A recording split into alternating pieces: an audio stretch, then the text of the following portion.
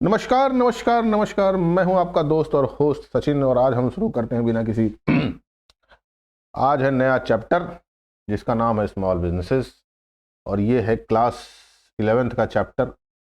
ठीक है, class 11th का चैप्टर है ये। ठीक, जो कि हम रिवीजन कर रहे हैं तो हम इसको जितना जल्दी हो सके चीज़ों को सीख लें। ठीक है, उसके हिसाब से इसका रिवीजन प्रोसेस को तैयार किया गया। ठीक है, अब स्मॉल बिजनेसेस का मतलब क्या होता है भाई? ठीक है, कोई भी बिजनेस जो है वो स्मॉल कैसे कहलाता है? ठीक, तो स्मॉल बिजनेसेस का मतलब क्या हो गया? स्मॉल बिजनेसेस क्या हो गया? स्मॉल बिजनेसेस इज लाइक जिनकी यूनिट कम होती है। भैया क्या होती है? यूनिट कम होती है, कमजोर होते हैं। यानी जो हम बात कर रहे होंगे 1 लाख रुपए से लेके 1 लाख रुपए से लेके करीबन 5 करोड़ के आसपास, 5 करोड़ के आसपास। ठीक है, ये स्मॉल यूनिट्स में आते हैं। किस में आते हैं? स्मॉल यूनिट्स में आते हैं। बात समझ में आ रही है? तो बेसिक स्ट्रक्चरिंग इसकी ऐसे ही होनी ही चाहिए। ठीक है भैया, अब डिपेंड करता है कि कौन कौन से पार्टिकुलर बिजनेसेस में किस हिसाब से स्मॉल यूनिट्स को दिया गया है। अगर हम बात करते हैं एमएसएमई एक्ट में तो अलग अलग तरीके से अलग अलग चीज़ों को डिफाइन किया गया है। उस चैप्टर में हमको पढ़ना है, मतलब हमको कुल मिला के एक छोटे यूनिट के बारे में बात करनी। ठीक है, अब हम बात करते हैं micro smalls and medium enterprises. ये क्यों जरूरी होते हैं किसी भी इकोनॉमिक पीरियड के लिए या किसी भी बिजनेसेस के लिए? अगर हम बात कर रहे होंगे तो micro small and medium enterprises का क्या महत्व है? पहला तो इनको बनाना जो है लो इन्वेस्टमेंट रिक्वायर्ड है। मतलब इनको बनाने में जो पैसा खर्च हो रहा है, इनको बनाने में जो पैसा खर्च हो रहा है, जो मनी रिक्वायर्ड हो रही है, क्या हो रही है? जो मनी रिक्वायर्ड हो रही है वो बहुत कम है। जो मनी रिक्वायर्ड हो रही है वो बहुत कम है। ठीक है, आपको बहुत ज़्यादा पैसा इसमें लगाने की आवश्यकता नहीं है, तो मनी रिक्वायरमेंट बहुत लेस होने की वजह से लो इन्वेस्टमेंट है। दूसरा, लेबर इंटेंसिव है, पैसा कम लगेगा। पैसा कम लगेगा तो ऑब्वियस सी बात है लेबरों से हम काम करा रहे होंगे। किससे काम करा रहे होंगे? लेबरों से काम कराते हैं। अब ऐसा नहीं है, स्मॉल स्केल इंडस्ट्रीज में कभी कभी मशीन्स का भी इस्तेमाल होता है, बट मोस्टली जो काम स्मॉल स्केल इंडस्ट्रीज के हैं वो लेबर इंटेंसिव को रखा गया है। कारण है लेबर इंटेंसिव टेक्निक, क्योंकि ये क्या होते हैं? चीप होते हैं। ये क्या होते हैं? चीप होते हैं। भाई मशीन कॉस्टिंग ज़्यादा हो जाएगी, पैसा ज़्यादा लगेगा ना। किसी भी मशीन को ले आना, इंस्टॉल करना, उसके लिए एक सुपरवाइजर रखना, उसके लिए एक आदमी रखना, उसको बना रहा है तो उसके लिए भाई वो एक्सटेंसिव नेचर है, उसमें पैसा ज़्यादा खर्च होता है। जो कि लेबर चीप मिलते हैं, ईजिली अवेलेबल होते हैं, कॉस्टली नहीं होते हैं, नॉन कॉस्टली होते हैं। तो मतलब क्या हो गया कि इफिशियंट है, पॉकेट फ्रेंडली जिसको कहा जाता है, इफिशियंट है। ठीक है, पॉकेट फ्रेंडली है। क्या है? पॉकेट फ्रेंडली है। ठीक है, बहुत ज़्यादा पैसा लगाने की आवश्यकता नहीं है, पॉकेट फ्रेंडली है। तो ये सब सारी बातें हैं। Make use of A local raw materials, local raw materials का इस्तेमाल किया जाता है। ठीक है, लोकल रॉ मटेरियल्स का इस्तेमाल किया जाता है। देखो स्मॉल स्केल इंडस्ट्रीज जो होती हैं वो लोकल रॉ मटेरियल का इस्तेमाल करती हैं। लोकल रॉ मटेरियल का मतलब क्या हो गया? अब बड़ी इंडस्ट्रीज में अब हम बात कर रहे होंगे, अगर हम आयरन ओर की बात करें, किसकी बात करें? आयरन ओर की बात करें, तो जो कंपनी आयरन ओर में काम कर रही होगी तो ऑब्वियस सी बात है उसमें पैसा ज़्यादा होगा ना। बट वही अगर क्या कर रहे होंगे, जो गेट्स वगैरह तैयार कर रहे होंगे, जो गेट वगैरह तैयार कर रहे होंगे, जो मसाले तैयार कर रहे होंगे, मसाले तैयार कर रहे होंगे, बात समझ में आ रही है? जो छोटी मोटी फैक्ट्रीज में क्लोथ तैयार कर रहे होंगे। ठीक है, तो ये सब क्या करते हैं? ये इजीली क्या करते हैं? ये रॉ मटेरियल्स का इस्तेमाल करते हैं और जो रॉ मटेरियल्स होते हैं वो लोकल रॉ मटेरियल में आपको मिल जाएंगे, इजीली अवेलेबल हो जाएगा। लोकल मार्केट में वो रॉ मटेरियल इजीली अवेलेबल हो जाता है। ठीक है, देखो ऑब्वियस ही बात है ना भाई, इनके पास इतना पैसा नहीं है कि ये बड़े मार्केट से जाके बड़े सब्सटेंशियल गुड्स को खरीद पाए। तो ये क्या करते हैं? स्मॉल स्केल इंडस्ट्रीज हैं तो ये छोटे छोटे जगहों से अपने सामान को खरीद के ले आते हैं, उनको बनाते हैं और उनको बेचते हैं। ठीक है, बात समझ में आ रही है? आप अगर चले जाइएगा, जैसे अगर आप सूरत के मार्केट में चले जाएंगे तो जो क्लोथ के मार्केट हैं देखे होंगे, जो क्लोथ्स के मार्केट हैं, जो क्लोथ्स के मार्केट हैं, उन मार्केट्स में जाइए तो देखिए तो जो भी रॉ मटेरियल्स हैं वो मोस्टली यहीं से इस्तेमाल होते हैं। यहीं किसी फैक्ट्री में बन रहा होगा, उसी फैक्ट्री से वो ले आते होंगे, उसको स्टिच करते होंगे और मार्केट में बेचते हैं। ठीक है, provide a wide variety of a consumer goods. ठीक है, जो स्मॉल स्केल इंडस्ट्रीज होती हैं ये वाइड वैरायटी प्रोवाइड करती हैं, वाइड वैरायटी प्रोवाइड करती हैं। ऑब्वियस सी बात है, सबसे अच्छा एग्जांपल हम लेते हैं जो वुमेन गुड्स में आती है, ठीक है, वुमेन गुड्स में आती हैं, ठीक है, वुमेन गुड्स में चले जाइए, क्लोथिंग में चले जाइए, ठीक है, जो पैकेट फ्रेंडली गुड्स नहीं होते हैं, जिनको पैकेजिंग नहीं कर सकते हैं आप, ठीक है। अब कौन से गुड्स तुम्हारे पैकेजिंग में नहीं आते हैं, ठीक है, कौन से गुड्स तुम्हारे पैकेजिंग में नहीं आते हैं, जो इजीली आपको क्या होते हैं, जो रोड साइड असिस्टेंट्स पे आपको मिल जाते हैं। जैसे फूड्स में भी आप एग्जांपल देते हैं हम, आप चले जाइएगा कि अगर आपको राइस लेना होगा, क्या लेना होगा, चावल लेना हो, वीट लेना हो, ठीक है, तो कोई बड़ी कंपनी अगर बासमती का अगर चावल लेना है तो जैसे दावत वगैरह का अगर आप लेते होंगे तो चलो वेल एंड गुड है, बट अगर लोकल मार्केट में जाएंगे तो आपको खुले हुए चावल भी मिल जाते हैं। तो ये क्या आते हैं, ये एमएसएमई में ही आते हैं, स्मॉल स्केल इंडस्ट्रीज में ही आते हैं, स्मॉल स्केल इंडस्ट्रीज में आते हैं। अब वो चावल क्या होता है, वो चावल जो होता है उसको धान कहा जाता है, जो उसकी बीन्स होते हैं, जो असली जो धान होता है, वो धान को क्या किया जाता है, वो धान को हम क्या करते हैं, उस धान को एक मशीन में डालते हैं। अब वो क्या होता है, वो रॉ मटेरियल होता है, वो मशीन में जाएगा, वो मशीन में जाएगा, उस मशीन से क्या बन के आएगा, एक चावल के दाने निकल के आते हैं, राइस। अब ये राइस क्या होता है, ये मार्केट में जाता है, मार्केट में जाता है, ठीक है, मार्केट से सीधे कहाँ चला जाता है, सीधे कंज्यूमर्स के पास चला जाता है, सीधे कंज्यूमर्स के पास चला जाता है। तो कहने का तात्पर्य ये है कि ये जो तुम्हारे होते हैं ये wide variety of consumer goods को आप देते हैं। चावल में भी कई तरह के आपको चावल मिलेंगे, वीट में भी आपको कई तरह के वीट मिलेंगे, आपको वीट में भी कई तरह के आपको वीट मिलते हैं। तो हमको क्या समझ में आया कि इसमें वाइड वैरायटी हमको मिल जाती है, पैसा इसमें कम लगता है, इसमें लेबर इंटेंसिव होते हैं, ठीक है, लोकल रॉ मटेरियल का इस्तेमाल कर पाते हैं।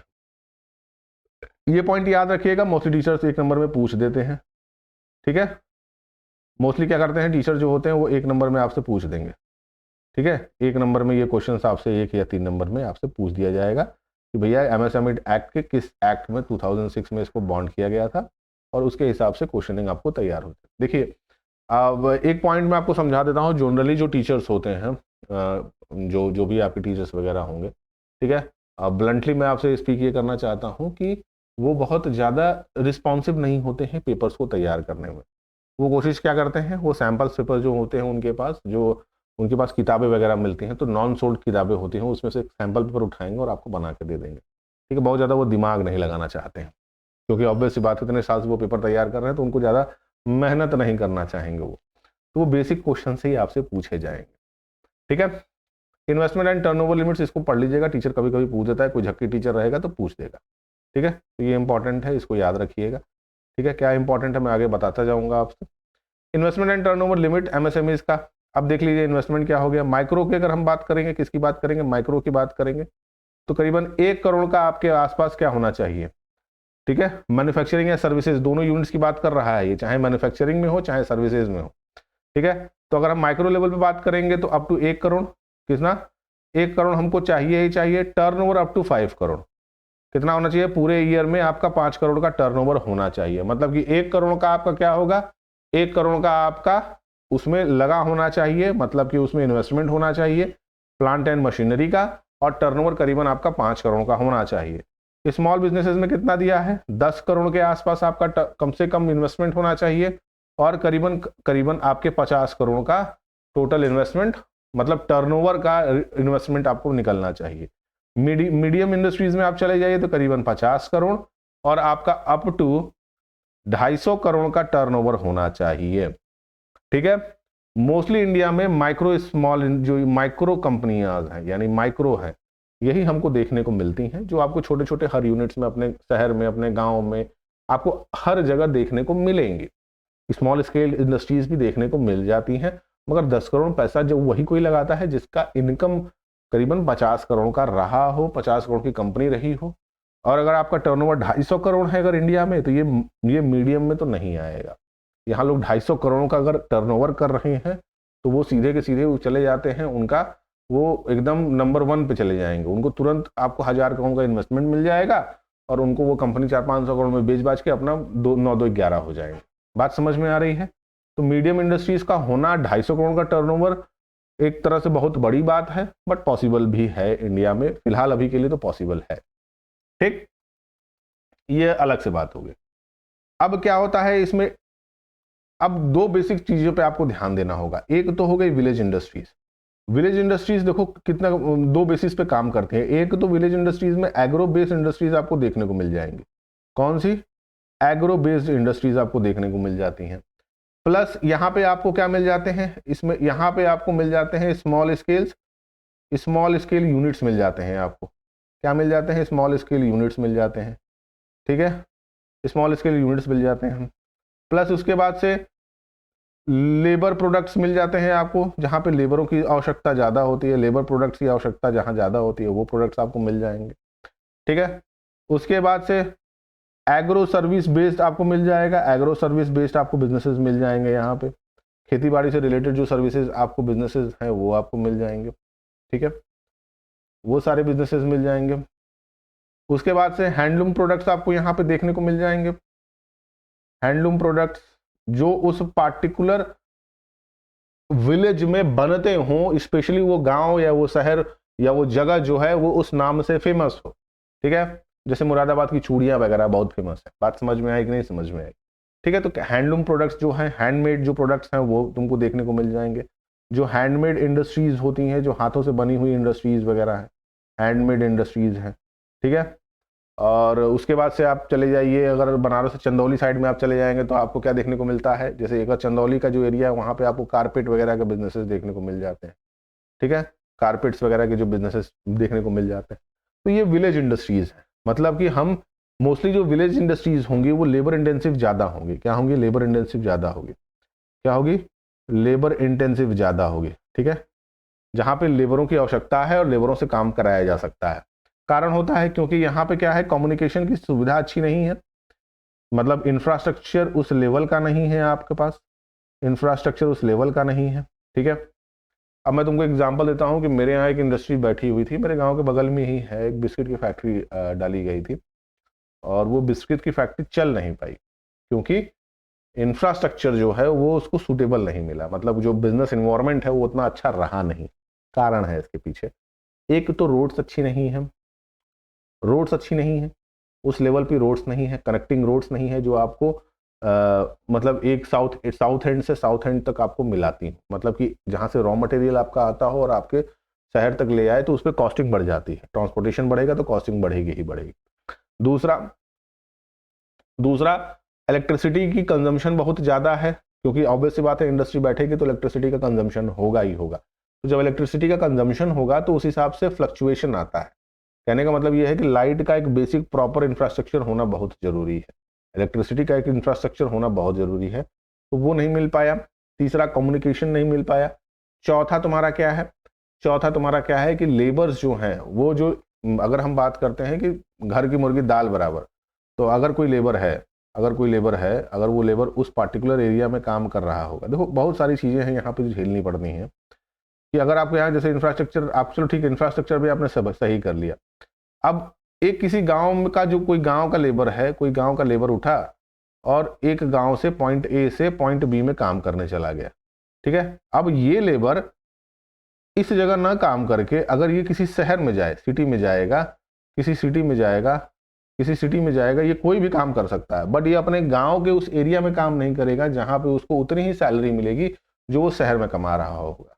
कारण है क्योंकि लोग बहुत जल्दी जज करते हैं, तो यहाँ पे लेबरों का मिल पाना बड़ा ही मुश्किल हो जाता है। ठीक है, ऑन द कंट्री अगर आप उसी शहर से बिलोंग करते हैं तब तो और मुश्किल है। ठीक, बट अगर दूसरे शहर से आके दूसरे गांव में आके अगर अपना बिजनेस कर रहे हैं तो वेल एंड गुड सिचुएशन रहती है। ठीक है, ये बेसिक चीजें हैं, जो बेसिक चीजें आपको देखने को मिलती हैं। ठीक है, उसके बाद से कॉटेज इंडस्ट्रीज में आपको बताने की मुझे आवश्यकता नहीं है। कॉटेज इंडस्ट्रीज में क्या क्या आ जाएंगे भाई? कॉटेज इंडस्ट्रीज में जैसे जूट मिल्स वगैरह हैं। क्या है? जूट मिल्स वगैरह हैं। ठीक है, जूट मिल वगैरह है, जूट मिल्स। ठीक है, ये मोस्टली कहाँ देखने को मिलता है? वेस्ट बंगाल में आपको देखने को मिलेगा। हैंडलूम प्रोडक्ट्स आपको देखने को मिल जाएंगे। हैंडलूम प्रोडक्ट्स आपको देखने को मिल जाएंगे राजस्थान में। ठीक है, एग्रो बेस्ड इंडस्ट्रीज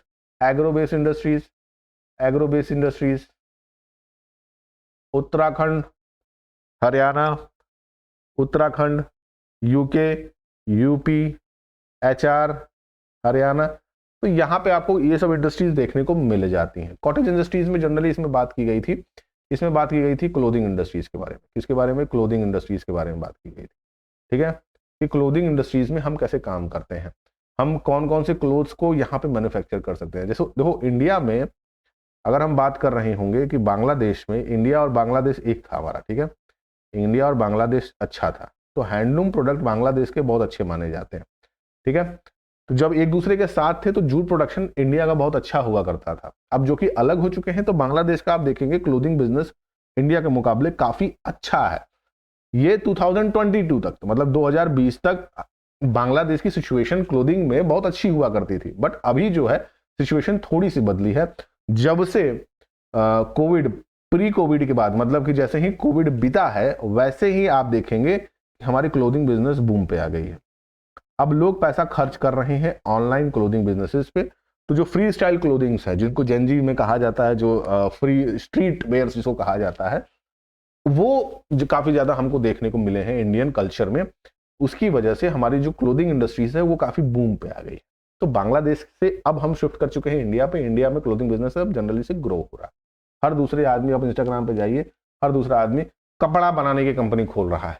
आसान है, मैन्युफैक्चरर्स ज्यादा हैं, एमओक्यूज बहुत आसानी से मिल जाते हैं। आप एक छोटी सी वेबसाइट आप 15-20 हज़ार में चालू कर सकते हैं और अपना छोटा सा काम कर सकते हैं। बात समझ में आ रही है? ये सब सारी चीजें। Role of small businesses in India, पहला कहाँ है भैया? रोल ऑफ स्मॉल बिजनेसेस में अगर हम बात करते हैं, ये क्या करते हैं? इंप्लॉयमेंट को जनरेट करते हैं। ऑब्वियस सी बात है बेटा कि जहां भी, जिस भी जगह, अगर किसी सिटी में कोई सिटी हो गया, कोई विलेज हो गया, अगर वहां पे कोई स्मॉल स्केल इंडस्ट्रीज, यानी स्मॉल मतलब अगर ऐसे में अगर स्मॉल स्केल इंडस्ट्रीज अगर आती हैं, तो ऑब्वियस सी बात है एम्प्लॉयमेंट तो जनरेट होना ही होना है ना। एम्प्लॉयमेंट क्या होगा? नौकरियां तो लगेंगी ही लगेंगी। भाई उनको क्या चाहिए? उनको लेबर चाहिए। उन लेबरों को संभालने के लिए सुपरवाइजर चाहिए। उन सुपरवाइजरों को संभालने के लिए एक मैनेजर की पोस्ट चाहिए। ठीक है, अब उस मैनेजर को संभालने के लिए एक हेड चाहिए। ठीक है, उस हेड को चलाने के लिए एक सीएफओ चाहिए। तो ऑब्वियस सी बात है एम्प्लॉयमेंट तो जनरेट होता ही होता है। जब भी कोई स्मॉल स्केल इंडस्ट्रीज बैठती है तो वहां पे एम्प्लॉयमेंट जनरेट होता ही होता है। बात समझ में आ रही है? दूसरा आता है optimum utilization of resources. Optimum utilization of resources कैसे हो सकते हैं? ये बड़ा ही अच्छा पोजीशनिंग है। देखो, अगर हम बात करते हैं मिर्जापुर की, एक जगह है मिर्जापुर, आप लोग तो मुन्ना भैया को जानते ही होंगे। मिर्जापुर जो है, मोस्टली जो उसमें कहानी दिखाई गई है गन वगैरह की, मिर्जापुर में मोस्टली क्या होता है? माइनिंग होती है। किसकी माइनिंग होती है? बोल्ड्स की माइनिंग होती है। बोल्डर जिनको कहा जाता है, किसको कहा जाता है? बोल्डर कहा जाता है। ठीक है, अब यहाँ पे क्या है कि बड़े बड़े माइनर्स हैं। ठीक है, बड़े बड़े माइनर्स आए हैं जिन्होंने मिर्जापुर में माइनिंग स्टार्ट कर दी। बात सिंपल सी है, छोटी सी बात है कि चलो ठीक है, कोई एक स्मॉल स्केल आया होगा, कोई एक यूनिट हो जिसके पास पैसा हो, 2-4-5 करोड़, उसने यहाँ पे माइनिंग चालू कर दी। अब बोल्डर भी बनाते हैं और उसके साथ साथ अगर आप बात करेंगे टाइल्स या मार्बल्स वगैरह भी, तो यहां से निकलते हैं किसी ना किसी एक हद तक। तो ऑब्वियस सी बात है जब ये यूनिट बैठी, तो इस यूनिट ने जो रिसोर्स था, जो माइनिंग थी, ये रिसोर्स ही तो था हमारा, इसका क्या किया? ऑप्टिमम यूटिलाइज किया, इसको ऑप्टिमम तरीके से इसका इस्तेमाल किया, ऑप्टिमम रिसोर्सेज का इस्तेमाल किया। भाई अगर ये माइन यहां पे नहीं बैठती तो क्या होता? वो नहीं चला पाते उस माइन को, वो नहीं कर पाते, वहां माइनिंग होती ही नहीं, जो रिसोर्सेज तो वो वैसे ही अबंडेंट रहते, कोई इस्तेमाल ही नहीं होता। बात समझ में आ रही है? तो ऑप्टिमम यूटिलाइजेशन ऑफ रिसोर्सेज हो जाता है। अच्छा, माइनिंग के खुलने की वजह से यहाँ पे इंप्लॉयमेंट भी जनरेट होने लगी। क्या होने लगी? इंप्लॉयमेंट भी जनरेट होने लगी। ठीक है, इंप्लॉयमेंट भी जनरेट होने लगी। भाई जो लेबर्स वगैरह थी उनकी जरूरतें पड़ने लगी, सुपरवाइजर्स वगैरह, मैनेजर, सीएफओ, हेड, इन सब की आवश्यकता होने लगी। तो ऑब्वियस सी बात है इंप्लॉयमेंट भी जनरेट हुआ। तो ना कि फिजिकल रिसोर्सेज का भी पूरी तरीके से इस्तेमाल हो रहा था, मतलब कि फिजिकल रिसोर्सेज का तो इस्तेमाल हो ही रहा था, उसके साथ साथ ह्यूमन रिसोर्सेज का भी पूरी तरीके से इस्तेमाल हो रहा था। ठीक है, ह्यूमन रिसोर्सेज का पूरी तरीके से इस्तेमाल होता है। बात समझ में आ रही है? तो ये सब सारी बात है। उसके बाद से डाइवर्स वैरायटी, डाइवर्स वैरायटी मिलती है। डाइवर्स वैरायटी का मतलब क्या हो गया? डाइवर्स वैरायटी बताइए, कुछ समझ में आया डाइवर्स वैरायटी का मतलब? बताइए, डाइवर्स वैरायटी का मतलब क्या हो गया? डाइवर्स वैरायटी का मतलब ये हो गया कि स्मॉल स्केल इंडस्ट्रीज के आने की वजह से आपको वैरायटी ऑफ चॉइस ज्यादा है। ठीक है, वैरायटी ऑफ चॉइस आपके पास ज्यादा है, वैरायटी ऑफ चॉइसेस आपके पास ज्यादा है, वैरायटी ऑफ चॉइसेस आपके पास ज्यादा है।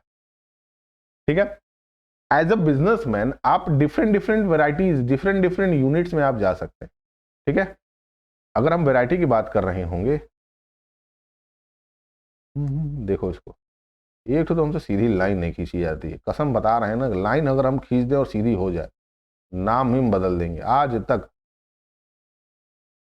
देखो, चलो इसी से काम चलाओ, नहीं चलाओ, हम लाइन खींच के रहेंगे आज, आज बाबा लाइन खींच के रहेंगे।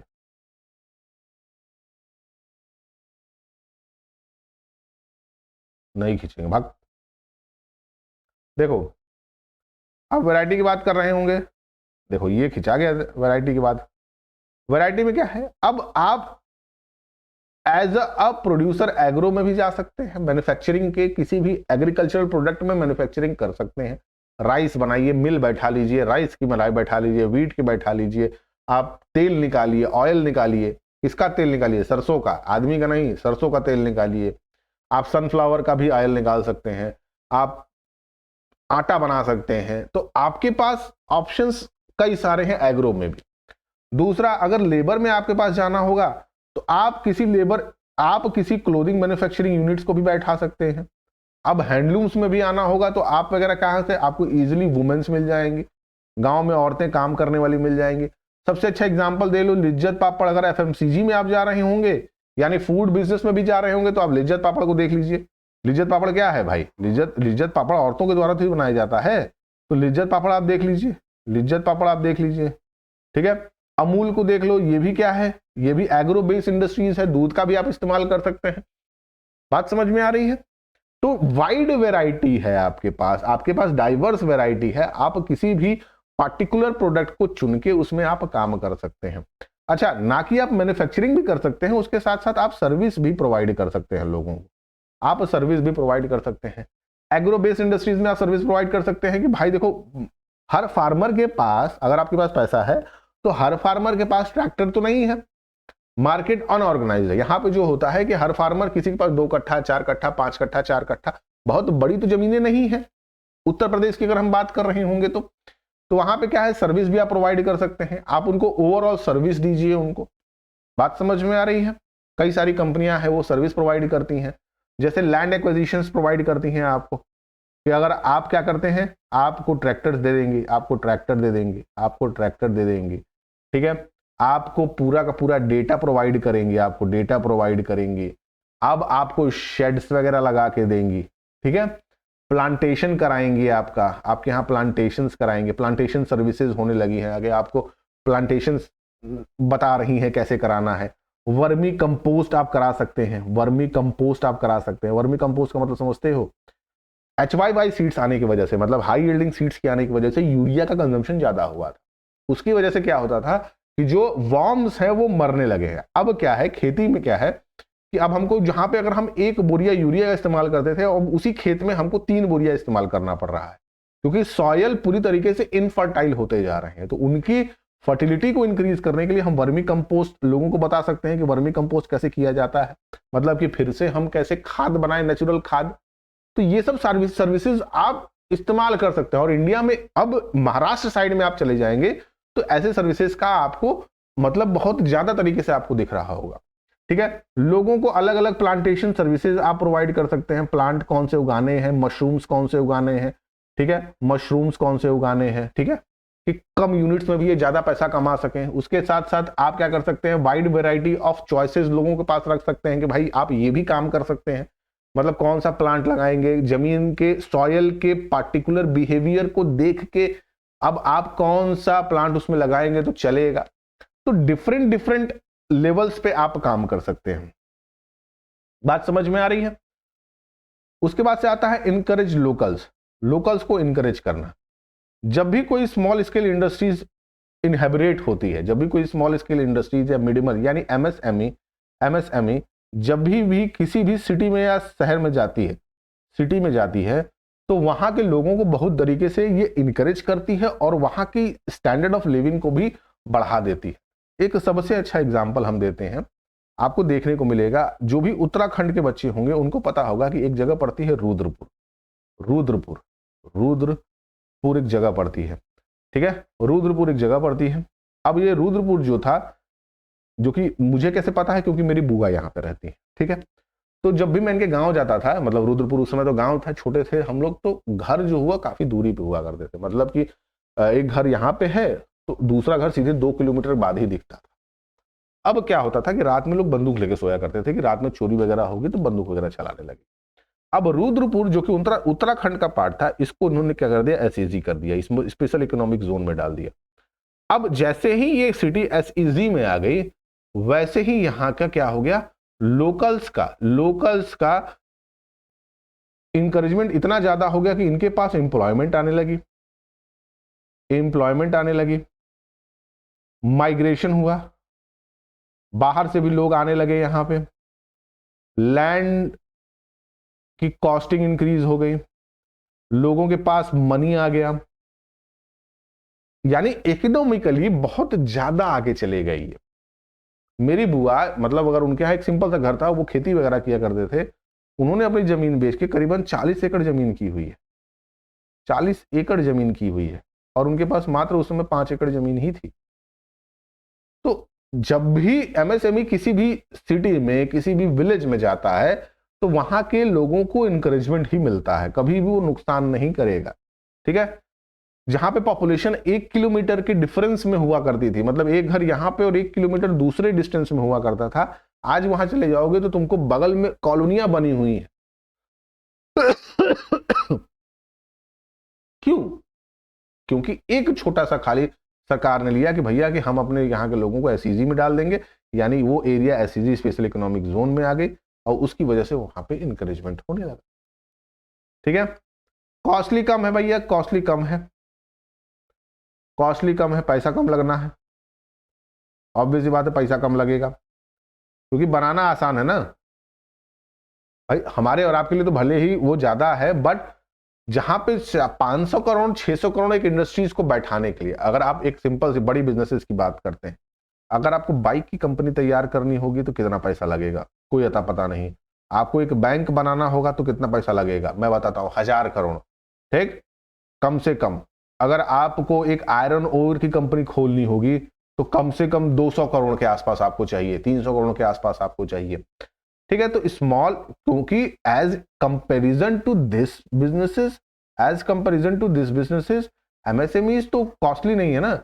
जो एमएसएमई है वो उतनी कॉस्टली नहीं है ना भाई। 2-4-5 करोड़ में आप 2 से 5 करोड़ में आप एक बिजनेस खड़ा कर दे रहे हैं, 2-4-5 करोड़ में आप एक बिजनेस खड़ा कर दे रहे हैं, कितनी बड़ी बात है। 5 करोड़ का धंधा आप एक धंधा खड़ा कर देंगे 5 करोड़ में। तो कहने का मतलब क्या हो गया कि एमएसएमईज 2-2.5 करोड़ 3 करोड़ में आप एक अच्छी सी कंपनी स्टार्ट कर लेंगे। अरे 50 लाख में तुम एक कंपनी स्टार्ट कर सकते हो, कोई जरूरी थोड़ी ना है कि हम जो किताबों में लिखा है कि नहीं 200 करोड़ की ही कंपनी हम बनाएंगे। नहीं भाई, एक जीविका चलाने के लिए आप 10 लाख का भी धंधा करिए, 4 लाख का भी करिए, वो तो पैसा देगा ही ना आपको। बट एक अच्छा यूनिट तैयार करने के लिए आपको इतना पैसे तो चाहिए ही चाहिए। तो in comparison to this businesses, मतलब कि बाइक, बैंक, आयरन ओर या बड़े बिजनेसेस करने से अच्छा है कि अगर आप एमएसएमईज को करते हैं तो इससे इंकरेजमेंट ही मिलता है, लोकल अवेलेबिलिटी बढ़ती है, वहां पे चांसेस मिलते हैं, नौकरियां ज्यादा मिलती हैं, वहां पे ग्रोथ अच्छी होती है। और दूसरा, इनको बनाने इसमें कॉस्टली, पैसा बहुत कम लगना है। बात समझ में आ रही है? एंड कंपेरिजन टू बड़े बिजनेसेस, डिसीजन आप तुरंत ले पाते हैं। डिसीजन आपके तुरंत होते हैं, क्विक डिसीजन होता है, क्योंकि बिजनेस में बहुत ज्यादा पैसा लगा नहीं है, ठीक है। बिजनेसेस में जो ऑपरेटिंग है, तुम्हारा जो फिक्स कैपिटल है बहुत ज्यादा लगा नहीं, फिक्स कैपिटल है वो बहुत ज्यादा लगा नहीं। तो जब फिक्स कैपिटल बहुत ज्यादा लगता नहीं है तो आपके पास ऑप्शन होता है क्या, पिविट करने का। क्या होता है? पिविट कर सकते हैं आप, आसानी से पिविट कर सकते हैं, आसानी से पिविट कर लेंगे आप, एक सेक्टर से दूसरे सेक्टर में जा सकते हैं। बात समझ में आई कि नहीं समझ में आई? डिसीजन बहुत जल्दी से आप ले लेते हैं, डिसीजन बहुत जल्दी से आप ले लेते हैं। आपको लॉस के लिए ज्यादा झेलना नहीं, लॉस के लिए ज़्यादा झेलना नहीं है, लॉस के लिए ज़्यादा झेलना नहीं है। कम पैसे की वजह से आपको लॉस होने के भी चांसेस आपके पास कम होते हैं। भाई हमारे आपके लिए 2-4-5 करोड़ रुपए बहुत है, बट एक जिनके पास पैसे हैं, जो लगा सकते हैं पैसा, उनके लिए तो ये बहुत कम पैसा है ना। वो छोटे से काम से वो अच्छा कमा सकते हैं। जो भी बच्चे शार्क टैंक वगैरह देखते होंगे, शार्क टैंक्स वगैरह देखते होंगे, उस शार्क टैंक्स में क्या होता है, देखते होंगे एक छोटा सा बिजनेसेस, एक ऑनलाइन बिजनेसेस कहाँ से कहाँ चला गया। आप लोग बच्चे हैं, कपड़ा खरीदते होंगे, एक वेबसाइट है बेवकूफ.com, बेवकूफ.com नाम सुना होगा आप लोगों ने, ठीक है। फ्लिपकार्ट की बात देख लीजिए, फ्लिपकार्ट भी किस में आया। फ्लिपकार्ट की अगर हम बात करते हैं तो ये जब शुरुआत में आए थे 2008 में, तो ये सिर्फ पूरे साल के 50 ऑर्डर किया इन्होंने किया था। पूरे साल के 50 ऑर्डर दिए थे। साल के कि महीने के मुझे याद नहीं है, शायद 6 महीने के 7 महीने के मुझे याद नहीं, मतलब फर्स्ट ईयर में इनका 500 ऑर्डर ही के आसपास था। तो शुरुआत किसी भी बिजनेस की एक स्मॉल पॉइंट ऑफ व्यू से होती है। मेरे धंधा एक दोस्त है, वो कहता है कि भाई देखो शुरुआत छोटी होनी चाहिए, बट अंत क्या होना चाहिए, बड़ा होना चाहिए। तो शुरुआत कितनी भी छोटी हो उससे इंपॉर्टेंट नहीं है, आपका अंत बड़ा होना चाहिए, ठीक है। तो डिसीजन क्विक होता है, आप पिविट कर पाते हैं, तुरंत सिचुएशन को समझेंगे, उसी हिसाब से आप अपने डिसीजंस को मैचअप करेंगे और तुरंत पिविट करेंगे। तो ये क्विक डिसीजन का फायदा होता है। अगला पॉइंट देखिए, role of businesses in rural areas. पहला दिया है एग्रो बेस्ड इंडस्ट्रीज। मुझे बताने की आवश्यकता नहीं है, मैंने आपको बता दिया है एग्रो बेस्ड इंडस्ट्रीज क्या होती है। इंप्लॉयमेंट अपॉर्चुनिटीज मैंने बता दी है भाई आपको कि भैया इंप्लॉयमेंट जनरेट होती है। रिडक्शन इन इनकम इनइक्वालिटी में रिडक्शन होती है, इसको समझिएगा, ये इंपॉर्टेंट है। कैसे आप रिड्यूस कर देते हैं, जैसे मैंने अभी आपको रुद्रपुर का एग्जाम्पल दिया था कि रुद्रपुर में जब भाई कुछ नहीं था, तो जब एसईजी आई मतलब स्पेशल इकोनॉमिक जोन किया गया, तो वहां के लोगों का क्या हुआ, माइग्रेट हुए, बाहर से लोग आए। तो जो वहां के लोकल्स थे उनकी जमीनें क्या हुई, बिकने चालू हुई।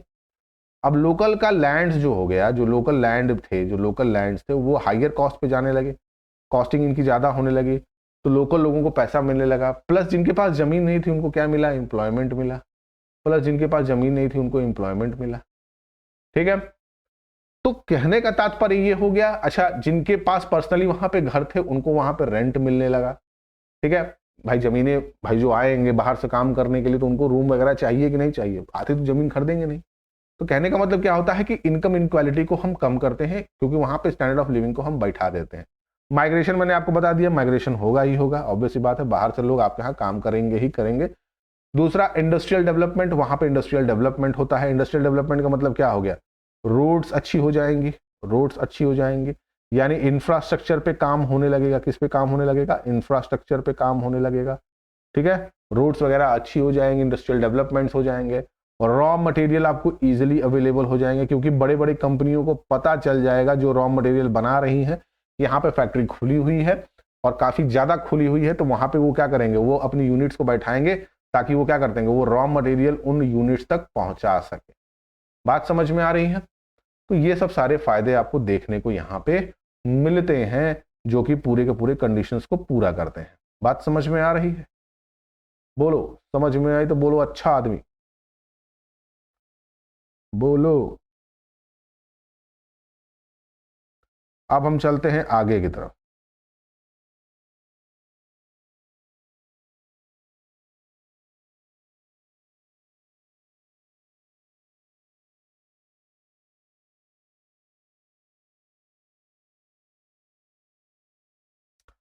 चलो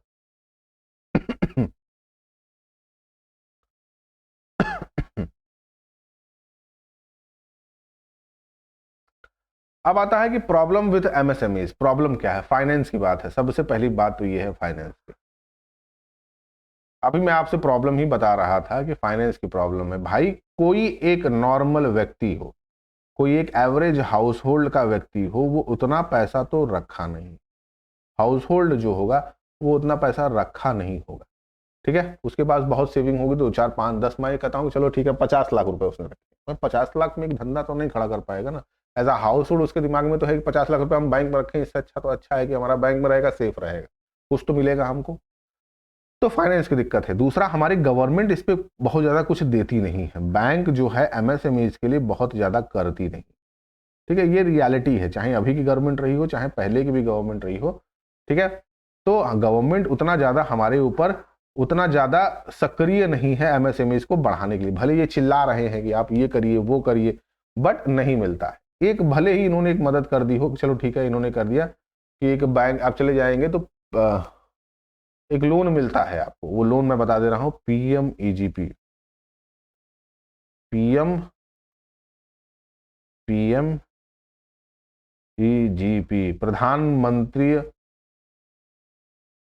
एजुकेशन जनरेशन प्रोग्राम, अरे सॉरी एम्प्लॉयमेंट जनरेशन प्रोग्राम। ठीक है, पीएमईजीपी लोन मिलता है, इसमें आपको 30% का क्या मिलता है, टोटल ओवरऑल 30% लोन पे आपको सब्सिडी मिलती है। क्या मिलती है, टोटल 30% आपको सब्सिडी मिलती है। और ये करीबन 3 पार्ट्स में होते हैं, 10 लाख के, 25 लाख के और 50 लाख के। तो ये 3 तरीके के लोन आपको दिए जाते हैं। इसमें 30% की आपको सब्सिडी मिलती है, जो कि 3 साल के अंदर आपको पेमेंट है। 3 साल के अंदर कोई भी इंटरेस्ट की पेमेंट की बात नहीं की जाती। अब एमएसएमईज के हिसाब से ये अमाउंट बहुत कम है, एमएसएमईज के हिसाब से ये अमाउंट बहुत कम है, ये अमाउंट बहुत कम है। इतने में तो वो सिर्फ अपना ऑपरेटिंग खर्च, मतलब कि दिन की खाली ऑपरेटिंग खर्च निकाल पाएंगे, ऑपरेटिंग एक्सपेंसेस को निकाल पाएंगे, दिन के खर्चों को ही निकाल पाएंगे। ठीक है, तो फाइनेंस की सबसे बड़ी बात है। दूसरा, रॉ मटेरियल, रॉ मटेरियल मिल पाना बड़ा मुश्किल हो जाता है, रॉ मटेरियल मिल पाना मुश्किल हो जाता है। ठीक है, क्योंकि शुरुआती कंडीशन में आप एमएसएमईज हैं, आपने कंपनी बैठाई है, तो आपको रॉ मटेरियल ऑब्वियस सी बात है बाहर से मंगाना पड़ेगा, बाहर से मंगाना पड़ेगा, आपको रॉ मटेरियल बाहर से ही मंगाना पड़ेगा, क्योंकि वो क्या हो जाएगा, इजिली लोकली वो अवेलेबल नहीं हो पाएगा। लोकल अवेलेबिलिटी हो पाना बड़ा ही मुश्किल है, अवेलेबिलिटी हो पाना बड़ा ही मुश्किल है। दूसरा, जो बड़े प्लेयर्स हैं, अगर वो रॉ मटेरियल कुछ ऐसा रॉ मटेरियल है जिसमें कंसिडरेशन ऑफ अमाउंट, मतलब कि जो उसका रिसोर्सेज बहुत मिनिमम है, मतलब कि बहुत ही इजीली अवेलेबल नहीं हो पाता है, तब बहुत समस्या हो जाएगी, क्योंकि उसमें जो बड़े प्लेयर्स हैं वो वहां पे गेम खेल जाते हैं। बड़े प्लेयर्स आपको तोड़ देंगे। जैसे मैं एग्जांपल आपको देता हूं कि मैं अपने ही गांव में हूं, मैं अपने गांव से मतलब करीबन यहां से 2 किलोमीटर की डिस्टेंस होगी, 2 किलोमीटर का एक डिस्टेंस है। वहां पे बेचारा एक आदमी है जिसने करीबन, हमको लग रहा है कि एक फैक्ट्री डाली है, छोटी सी फैक्ट्री है, वुड फैक्ट्री है, मतलब वो पलाई वाला काम करते हैं, जिसमें पलाई नहीं होती, पलाई के दरवाजे वगैरह बनते हैं, वो लकड़ी का काम करते हैं। अब क्या है कि उनकी कंपनी पिछले 4 सालों से बंद है, खोली 6 महीना चलाया, उसके बाद से वो बंद हो गया। करीबन उस आदमी का 40-50 लाख रुपए का मशीनरी का अमाउंट फंसा होगा, प्लस जो रॉ मटेरियल में गया हो। कारण क्या हुआ, उनको लकड़ी मिल ही नहीं पा रही है। बड़े प्लेयर खा जाते हैं आप। तो रॉ मटेरियल की अवेलेबिलिटी लोकली हो पाना बड़ा मुश्किल है। जो फैक्ट्री आप खोल रहे हैं क्या वो इजीली अवेलेबल है वहां पे, ये भी आपको देखना है। बात समझ में आई कि नहीं समझ में आई? मैनेजरल स्किल, मैनेजरल स्किल, भाई मैनेजरल स्किल्स हो पाना बहुत मुश्किल है। इस सब कोई उस यूनिट को चला पाए, सबके पास वो अथॉरिटी हो, सबके पास वो बुद्धि हो, वो अथॉरिटी होना जरूरी है, वो बुद्धि होना, वो स्किल होना बहुत जरूरी है कि हाँ वो उस बिजनेस को चला पाएगा कि नहीं चला पाएगा। स्किल होना भी तो जरूरी है ना, उस बिजनेस को चलाने के लिए स्किल होना भी तो चाहिए ना, नहीं रहेगा तो चलेगा कैसे? ठीक है, आप भले ही पैसा लगा लीजिए, चाहे कुछ भी कर लीजिए, आपको वो नहीं मिल पाएगा, बड़ा मुश्किल है। तीसरा आता है लेबर। मैंने अभी आपको थोड़ी ही देर बताया था, पहले बताया था कि लेबर का मिल पाना बड़ा मुश्किल हो पाता है। वो अपने हाथ तो काम नहीं करेंगे, वो दिल्ली बंबई जाके वो भले किसी बाथरूम में टट्टी साफ करेंगे, बट अपने यहाँ काम मिलेगा वो काम नहीं कर सकते हैं। और यही सच्चाई है, यही सच्चाई है। लोग कहते हैं कि हमारे यहाँ फैक्ट्री खुलेगी, हम काम करेंगे, वो नहीं काम करेंगे, वो काम कर ही नहीं सकते हैं। उनको अपनी इज्जत, उनको शरीर पे कपड़ा ढकने का पैसा नहीं है उनके पास कि नहीं हमको काम मिल रहा है, 2-4, 10,000, 15,000 मिलेगा, अपना सुकून से अपने परिवार के पास रहना ही नहीं, उनको वो नहीं चाहिए। उनको चाहिए कि हम दिल्ली बंबई में जाके भले बाथरूम टट्टी साफ करेंगे, वो ठीक, वो अच्छा लगेगा, बट यहाँ पे किसी फैक्ट्री में उनको काम लगा दो, करे भैया हम ये काम करेंगे। मैं इसी फैक्ट्री की ही बात कर रहा हूँ, आपको एग्जाम्पल देता हूँ। मैं 2 किलोमीटर दूर ये है, और ये आदमी ये जो है बहुत अच्छा आदमी है, पर्सनली मैं इस आदमी को जानता हूँ, और इसने अच्छा खासा सैलरी देता था अपने वर्करों को। मतलब कि अगर ये बॉम्बे में, अगर दिल्ली में ये लोग लेबर काम करते तो इनको 15,000 रुपये देता, और यहाँ पे इनको 15,000 रुपये मिल रहा था। लड़के, कम उम्र के लड़के, कुछ नहीं करना था, सब कुछ सेटिंग था, सब मशीन में था, खाली डालना और निकालने वाली बात। भैया हम जाएंगे तो गांव वाले क्या कहेंगे, लकड़ी टूटा नहीं है। अब बताओ क्या करेगा? मतलब अब एक तो एजुकेशन हम लेना नहीं चाह रहे हैं, हम कोई स्किल जनरेट नहीं कर रहे हैं। दूसरा, अगर हमको कहीं नौकरी मिल भी रही है अपने शहर में तो हम करना नहीं चाहते। और लोग दोष दे देते हैं सरकार का दोष। अरे सरकार क्या करेगी भाई, जब तुम काम करना ही नहीं चाहोगे, जब तुम खुद कह रहे हो कि हम दिल्ली मुंबई में काम करेंगे, तो सरकार यहां पे फैक्ट्री क्यों बैठाएगी? तुम दबाओ तो बनाओ, लोगों को पता तो चले कि हाँ भाई हम नौकरी करना चाहते हैं, यहाँ पे हमको फैक्ट्री दीजिए। जब दबाव बनाओगे ही नहीं सरकार को, सरकार भी तो क्या करेगी भाई, जबरी तो अपना पैसा फंसाएगी नहीं ना, जबरी स्पेशल इकोनॉमिक जोन तो उस एरिया को बनाएगी नहीं, क्यों अपना लॉस करेगी, क्यों अपना टैक्स वो छुड़वाएगी? तुमको काम करना है, तुम काम करना चाहते हो, बट यहां नहीं, अपने घर के पास तुमको 15,000 मिलेगा, वो तुमको सुकून नहीं है। भले तुम दिल्ली मुंबई जाओ, वहां दूसरे का बाथरूम साफ करो, तुमको 12,000 मिलेगा, वो तुमको सुकून का है। लोग, हमारे यहाँ जो ह्यूमन रिसोर्सेज हैं, वो ह्यूमन रिसोर्सेज सिर्फ नाम के ह्यूमन रिसोर्सेज हैं, उनके अंदर ना कोई स्किल है, वो डेड एसेट्स हैं। हमारे यहाँ जो ह्यूमन रिसोर्सेज हैं उनके पास डेड एसेट है, वो कोई काम करना ही नहीं चाहती है। मोस्ट ऑफ द पॉपुलेशन जो यूपी से है, बिहार से है, झारखंड से है, उड़ीसा से है, मैं मुंह पे कहता हूं, ये काम नहीं करना चाहते हैं। इनको काम करना बिल्कुल नहीं है, इनको चाहिए आराम। अगर इनको घर पे कह दोगे कि रोटी तोड़ना है, ये तोड़ेंगे। अगर कह दोगे कि चलो ठीक है ये काम करना है, तो नहीं होगा। दिल्ली बम्बई जाएंगे, वहां पे जाके बाथरूम टट्टी साफ करेंगे लोगों का, वो उन लोगों को अच्छा लगेगा। बट यहाँ पे किसी फैक्ट्री में कह दो कि भैया चलो ठीक है काम कर लो, नहीं, छोटा काम भी नहीं होगा इन लोगों से। छोटा काम करेंगे, शरीर पे कपड़ा नहीं ढकने के लिए, मगर मोबाइल इनको चौकस चाहिए एकदम 20,000 का। कपड़ा लत्ता बेच के 20,000 का मोबाइल लेंगे, मगर घर में औरत रो रही है उससे कोई मतलब नहीं है, दारू पी के टाइट रहेंगे उससे कोई मतलब नहीं है, बट काम नहीं होगा भैया हमसे। कैसे हम काम करते हैं, हमारी इज्जत चली जाएगी। अरे इज्जत कहाँ चली जाती है यार, है? तो लेबर का मिल पाना बड़ा मुश्किल हो जाता है। लोकली काम करना नहीं चाहेंगे ये, वही जाएंगे दूसरी फैक्ट्री में, वहां चार झापड़ खाएंगे तो वो अच्छा लगेगा। बंबई में जाते हैं, गाली सुनते हैं तो अच्छा लगता है, अरे हम तो काम कर रहे हैं साहब, 20,000 रुपया मिलता है। हम यहाँ कह दो गोबर उठाने के लिए तो हाथ टाइट हो जाएगा है? मैं तुमको पर्सनली, मैं तुमको अभी एक एग्जांपल देता हूँ, लिटरली एकदम मेरा एकदम खुद का, मतलब मैं क्या तुमको एग्जांपल दूं। मेरा एक दोस्त है, अच्छी फैमिली है वो, मतलब गांव में नहीं, वो शहर में बनारस में रहते हैं, उनकी डेयरी चलती है। बात समझ में आ रही है? डेयरी चलती है, तो उसने कहा कि बाबा ऐसा है कि अपने गांव से कोई आदमी होगा, उसको बता दो भाई कि हमारे यहाँ डेयरी चलती है, हमारे यहाँ गाय वगैरह भैंस वगैरह है, उनको देखने के लिए वो महीने का वो 20,000 रुपया देगा, मतलब 15-16 हज़ार रुपये, 15,000 रुपये प्लस खाने पीने रहने का जगह। ठीक है, यहाँ पे एक लड़का है जिसको मैंने कहा कि चलो ठीक है तुम चलो बनारस में रहो, जो कि अनएजुकेटेड है, मतलब उस हिसाब से उसकी पढ़ाई नहीं हुई है, बैकग्राउंड उतना अच्छा नहीं है। I am not going to demean कि नहीं उसके पास पैसा नहीं है, ऐसा कुछ है, बट मैं उसकी खुद की खुशी के लिए बोला, क्योंकि उसकी मदर ही सिर्फ यहाँ रहती है, तो मैंने बोला कि तुम बनारस रहोगे तो ईजिली तुम्हारा कम्यूट करना बड़ा आसान रहेगा, तो तुमको मैं वहां लगवा देता हूँ, तुमको कुछ करना है, सिर्फ गाय भैंस को देखना है, खिलाना पिलाना वगैरह है, और बाकी सब मशीन वगैरह लगी उनसे साफ सफाई करनी है। चलो ठीक है कोई दिक्कत नहीं।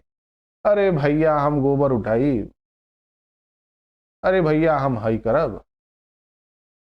वही लड़का, मान लो सोचो गाय का गोबर उठाए, कोई बहुत बड़ी बात नहीं, हम लोग तो भगवान मानते हैं गाय को, ठीक है।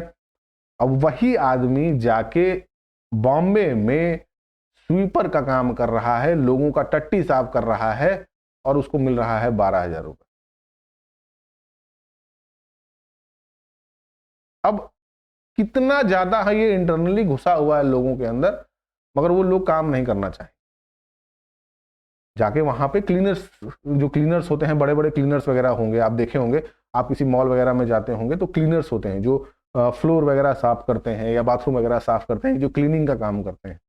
आप जाके देखिए आपको मिलेंगे, वो किसी कंपनी में ही तो काम कर रहे हैं। अब किसी मॉल में जाके आप बाथरूम साफ करें तो टट्टी ना साफ करना होगा किसी का, तो वही है, लेबर का मिल पाना बड़ा मुश्किल है।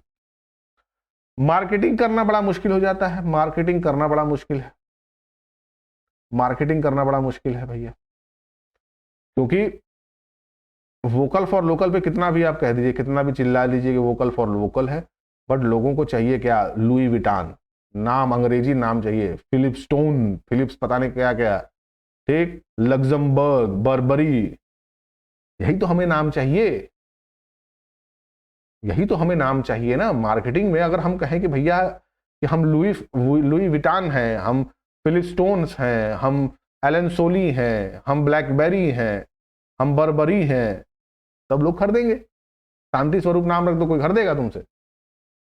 कोई नहीं खरीदेगा। लोकल है, लोकल है, लोकल है, लोकल है, लोकल है। लोगों को लगता है कि लोकल है तो अच्छा ही नहीं होगा। बट अब जेनजी जब से आए हैं, जब से 2000 के जो बच्चे आए हैं, ये थोड़ा सा लोकल चीजों को समझ पा रहे हैं, क्वालिटी बेस को समझ पा रहे हैं, क्योंकि they are well educated in the sense of street smartness. मतलब इन बच्चों के अंदर स्ट्रीट स्मार्टनेस आ चुकी है। क्या आ चुकी है? Street smart. जो आप लोग बच्चे हैं, आप लोग स्ट्रीट स्मार्ट हो चुके हैं। आप लोगों को लोकल चीजें समझ में आती हैं। मतलब हम लोग के समय में तो स्ट्रीट स्मार्ट नहीं थे लोग, लोगों को लगता था क्या है तो लोकल है। बट अब जो है, अब ऐसा नहीं हो रहा है। ये पोजीशनिंग यहां पर रखना कि मार्केटिंग नहीं हो पाना, ये किताबों के लिए ठीक है, बट प्रैक्टिकलिटी में मार्केटिंग अच्छी सी हो पा रही है, क्योंकि इंटरनेट की वजह से मार्केटिंग बहुत अच्छे से हो गई। एक छोटी सी कंपनी आपकी बड़ी कंपनी बन सकती है, और आप बना भी सकते हैं। थोड़ी सी मेहनत आपको करनी ही पड़ेगी, वो किसी भी फील्ड में आपको करना ही करना है। ठीक है। क्वालिटी, क्वालिटी दे पाना थोड़ा सा मुश्किल है, क्योंकि हर चीज आपको जुगाड़ से करना है। क्या करना है? रॉ मटेरियल भी जुगाड़ना है, रॉ मटेरियल भी जुगाड़ना है, लेबर भी जुगाड़ना है। ठीक है। और वो क्वालिटी मैच करना इंटरनेशनल से थोड़ा सा मुश्किल हो जाता है। तो इंटरनेशनली मैच कर पाना बहुत ही लंबा एक प्रोसेस है कि इंटरनेशनली हम मैच कर पाएंगे कि नहीं कर पाएंगे। तो क्वालिटी मैटर करती है। ठीक है। उसके बाद से टेक्नोलॉजी हो गई। टेक्नोलॉजी भी डिपेंडेंसी पे आप बात करते हैं। अब जैसे क्या हुआ, माइक्रोमैक्स क्यों डूब गया? माइक्रोमैक्स क्यों डूब गया? इसी वजह से डूब गया ना। माइक्रोमैक्स क्यों डूब गया? चलो ठीक है, अब मैं बोलता हूँ कि इनके पास बहुत एक समय पे बहुत सुपरस्टार हुआ करते, बट इनकी खुद की रिसर्च नहीं थी ना। जब तक रिसर्च करोगे नहीं, जो कंपनियां इनको क्या करती थी, जो कंपनियां इनको कमोडिटी सप्लाई करती थी, आज वो मार्केट की लीडर बैठी हुई हैं। ओप्पो वीवो क्या करती थी? इनको सामान देती थी ना। माइक्रोमैक्स को ओप्पो वीवो क्या करती थी? सामान दिया करती थी कि भैया ये लीजिए, आप अपने सामान अपने मोबाइल में आप डालिए। वो इनको ही तो बना के सामान देती थी, ये मार्केट में बेचते थे। बट इन्होंने अपने रिसर्च की ही नहीं। और जो कि वो खुद एक कंपनी है जो मैन्युफैक्चरिंग कर रही है, उसका रिसर्च तो रहेगा ही रहेगा, उसका R&D तो रहेगा ही रहेगा, तो वो आगे ही रहेगी। ग्लोबल कंपटीशन, मैंने आपको बता दिया, ग्लोबल कंपटीशन आपको मिलेगा ही मिलेगा, क्योंकि आप बड़े प्लेयरों से लड़ रहे हैं। और बड़े प्लेयर्स ऑब्वियस सी बात है ब्रांड बनाने में बहुत पैसा खर्चा करते हैं। ठीक है। ब्रांड बनाने में जितना पैसा वो खर्चा कर देंगे, हम और आप नहीं कर सकते हैं। जितना पैसा वो एक मार्केटिंग कैंपेन में लगा देंगे, उतने में तो आपकी फैक्ट्री खड़ी हुई है। 5 करोड़ रुपया किसी सुपरस्टार को देके वो अपना एड चला देंगे, और आपका तो 5 करोड़ में धंधे में खड़ा है। करोगे कहां से कॉम्पिटिट? बोलो। तुम भले ही तुम एक कंपटीशन लेवल पे ले आओ, चलो ठीक है हम ये कर देंगे, हम ऐसा प्रोडक्ट तैयार करेंगे, प्रोडक्ट क्वालिटी हम ऐसा बना के देंगे वो, बट अगर वही प्रोडक्ट कोई एक ग्लोबल मार्केट में बेचा जा रहा होगा, कोई ग्लोबल कंपनी बेच रही होगी, वो आपको तोड़ देगी तुरंत। आप कोई भी प्रोडक्ट तैयार करिए, आपका देखिए अगर वो प्रोडक्ट मार्केट में कोई एक, चाहे वो विराट कोहली हो, चाहे MS धोनी हो, चाहे शाहरुख खान हो, चाहे अजय देवगन हो, चाहे अक्षय कुमार हो, कोई ना कोई कर रहा है। तो जितने की आप फैक्ट्री बैठाएं, उतना तो वो एडवर्टीजमेंट में खर्च कर रहे हैं, और उतना जो उसके एडवर्टीजमेंट करा रहे हैं उस पर खर्च कर रहे हैं। कैपेसिटी नहीं है आपके पास, मतलब कि सप्लाई नहीं कर पा रहे हैं, बहुत ज्यादा आप नहीं बना पाएंगे भाई। जितनी जरूरत होगी उतना ही आपसे हो पाएगा, आपसे उससे ज्यादा नहीं हो पाएगा। इसके बाद एक कॉन्सेप्ट आता है एंटरप्रेन्योरशिप का। एंटरप्रेन्योरशिप मुझे बताने की जरूरत नहीं है। एंटरप्रेन्योरशिप कहिए, एंटरप्रेन्योरशिप कहिए, एंटरप्रेन्योरशिप कहिए, जैसे आपको समझ में आए वैसे बोलिए। हमारे यहाँ तो लोग बोल भी नहीं पाते हैं, खैर वो अलग बात है। एंटरप्रेन्योरशिप का मतलब क्या होता है? एक धंधे वाला, मतलब एक बिजनेसमैन की बात कर रहा होगा। ठीक है। ये कॉन्सेप्ट अभी का नहीं है, ये कॉन्सेप्ट बहुत पहले का है, बस नाम बदला हुआ है। ठीक है। बिजनेसमैन को ही एंटरप्रेन्योर कहा जाता है, बस तरीका बस अलग है। एंटरप्रेन्योर्स का थोड़ा सा क्या होता है कि कॉन्सेप्चुअल बेस में, ये जेनजीज को ले लीजिए, मिलेनियल्स को ले लीजिए। जेनजीज हो गए, जो मिलेनियल्स हैं, मतलब कि जो हमारे और आप जैसे जो 90s किड्स हैं, वो वगैरह एंटरप्रेन्योर कहते हैं, बट पहले वाले धंधे वाला ही कहा जाता था। तो कॉन्सेप्ट में कोई ज़्यादा चेंजिंग नहीं है। ठीक है। और इसमें क्या है भाई, कुछ फैक्टर्स पे आपको ध्यान देना है। कैरेक्टरिस्टिक्स है, सिस्टमेटिक एक्टिविटी होती है। ऑब्वियस सी बात है, अगर आप एक एंटरप्रेन्योर हैं तो सिस्टमेटिक तरीके से आप बिजनेस को करेंगे। लॉफुल हो गए आप, पर एंड पर्पसफुल होगा, आपके अंदर लॉ होगा और पर्पस के साथ ही आप करेंगे। जैसे फिजिक्स वाला की बात ले लीजिए कि लो कॉस्टिंग में हमको एजुकेशन देना है, ठीक है, मैं हेड्स ऑफ करता हूं कि हाँ लो कॉस्टिंग में आप कर सकते हैं, ठीक है। तो फिजिक्स वाला की बात करें तो आप लो कॉस्ट में आप एजुकेशन प्रोवाइड बात कर रहे हैं, तो ये पर्पस है आपका। इनोवेशंस की बात करेंगे, इनोवेशंस की बात करेंगे, एंटरप्रेन्योर्स इनोवेशन की बात करेंगे कि हम इनोवेट कर रहे हैं, बट ऐसा कुछ है नहीं। इनोवेशन आपका फिजिक्स में, केमिस्ट्री में या किसी भी फील्ड में कोई इनोवेशन नहीं होता है, बस तरीके को या तो बहुत तेज किया जाता है या तो बहुत धीरे किया जाता है। अगर आपको कोई भी, देखो इंडियन मार्केट में अगर किसी भी लग्जरी ब्रांड को आपको तैयार करना है, चाहे किसी भी मार्केट में आपको किसी भी लग्जरी ब्रांड को आपको तैयार करना होगा, तो लग्जरी ब्रांड में कॉस्टिंग को बढ़ाने के लिए हम क्या करते हैं, उसकी टाइम टेकिंग को बढ़ा देते हैं। हाथ से बना हुआ है 3 महीने में बना हुआ है, 5,000 का सामान 50,000 में बिकेगा। बात समझ में आ रही है? और उस टाइम को जितना कम कर देंगे उसकी कॉस्टिंग उतनी कम हो जाएगी। भैया हम 3 मिनट में बना के देंगे, 50 रुपए दीजिए। बात समझ में आ रही है? तो किसी भी मार्केट में लग्जरी प्रोडक्ट्स को बनाना है आपको, चाहे कुछ भी हो, आपको क्या करना होगा, टाइम टेकिंग को, कॉस्टिंग को बढ़ा दीजिए। कॉस्टिंग बढ़ाने का तरीका क्या है, उसकी सर्कैलिटी को बढ़ा दीजिए। कॉस्टिंग बढ़ाए कैसे बढ़ाएंगे भैया, इसको हम 3 दिन के नहीं, हम इसको 30 दिन में बना के देंगे आपको। ऑब्वियस सी बात है, आप जाइए रोल्स रॉयस ले के आइए। अगर वो मारुति सुजुकी की तरह हर 1 घंटे 50 तो गाड़ी बनाते तो उनके लिए 7-8 लाख में बेचना बहुत आसान बात है, बट नहीं, हम भैया 6 महीना लेते हैं गाड़ी को बनाने में। कितना चार्ज करेंगे, 6 करोड़ रुपया चार्ज करेंगे आपसे। हैंड हेल्ड स्टिच होगा आपके सीट में। अरे बैठना तो सीटे पे है ना, शरीर तो सीटे पे बैठेगी। हैंड हेल्ड सीट होगी भाई, हाथ से बनी हुई सीट होगी, पेंट हाथ से हुआ होगा, जहाज का इंजन का उसमें लगा हुआ है उसमें।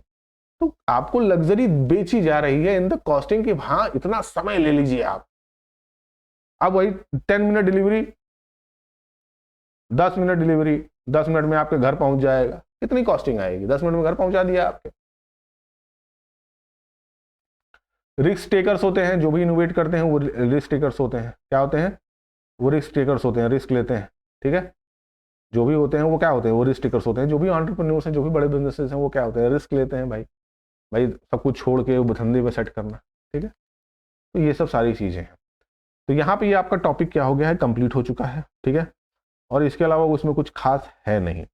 कुछ बेसिक चीज़ों का ध्यान रखिएगा। देखिए टीचर्स जो हैं आपके, मैं आपसे बता दे रहा हूँ 11th वालों के लिए कि आपकी देखिए टीचर 2 तरीके के होंगे। करीबन 60 to 70% जो टीचर्स होंगी वो आपकी फीमेल होंगी। Okay okay okay okay, 1 minute हमको दीजिए, थोड़ा सा इसको हम चार्ज में लगाएं,